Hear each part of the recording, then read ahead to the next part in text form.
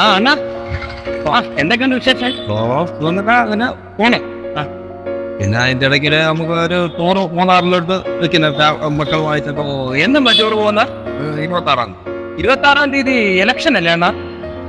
ഇഷ്ടം അപ്പോ വോട്ട് ചെയ്യാൻ പോകുന്നില്ലേ? ഞാൻ ഒരാൾ ഓട്ടേന്ന് പറഞ്ഞു ഒരാൾ പോകണം. അങ്ങനെയല്ല അണ്ണാ, ഓരോ വോട്ടിനും വിലയുണ്ട്. ഒരു വോട്ടിന് പോലും സ്ഥാനാർത്ഥികൾ ജയിച്ച ചരിത്രമുണ്ട്. ഞാനും എന്റെ ഫാമിലിയും കൂടെ അന്ന് ടൂർ പോവാൻ പ്ലാൻ ഇട്ടിരുന്നതാണ്.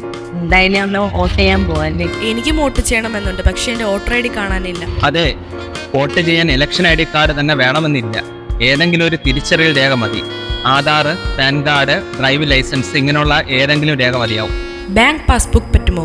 ബാങ്കിന്റെയോ പോസ്റ്റ് ഓഫീസിന്റെയോ ഫോട്ടോ പതിച്ച പാസ്ബുക്ക് മതിയാവും. ചേട്ടാ, ഞാൻ ആദ്യമായിട്ടാണ് വോട്ട് ചെയ്യുന്നത്. എനിക്ക് വോട്ട് ചെയ്യുന്നത് എങ്ങനെയാണെന്ന് പറഞ്ഞുതരാലോ. തിരിച്ചറിയൽ രേഖ ഉണ്ടല്ലോ, അത് വോട്ടർ സ്ലിപ്പ് കിട്ടി കാണും. അതുമായിട്ട് ബൂത്തിലോട്ട് ചെല്ലുക. അവിടെ പോളിംഗ് ഓഫീസർ ഉണ്ടാകും. ആ പോളിംഗ് ഓഫീസറിന്റെ കയ്യിൽ തിരിച്ചറിയൽ രേഖയും വോട്ടർ സ്ലിപ്പും കാണിക്കുക. അദ്ദേഹം അത് വോട്ടർ സ്ലിപ്പുമായിട്ട് വെരിഫൈ ചെയ്യും. തിരിച്ചറിയൽ കാർഡും പരിശോധിക്കും. അതിനുശേഷം ഇടത് കയ്യിലെ ചൂണ്ടുവിരലിൽ മഷി പുരട്ടി തരും.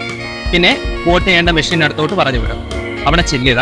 അവിടെ ചെന്നിട്ട് നിങ്ങളുടെ സ്ഥാനാർത്ഥിയുടെ പേരും ചിഹ്നവും എല്ലാം ആ വോട്ടർ മെഷീനിൽ ഉണ്ടായിരിക്കും. അത് നോക്കുക.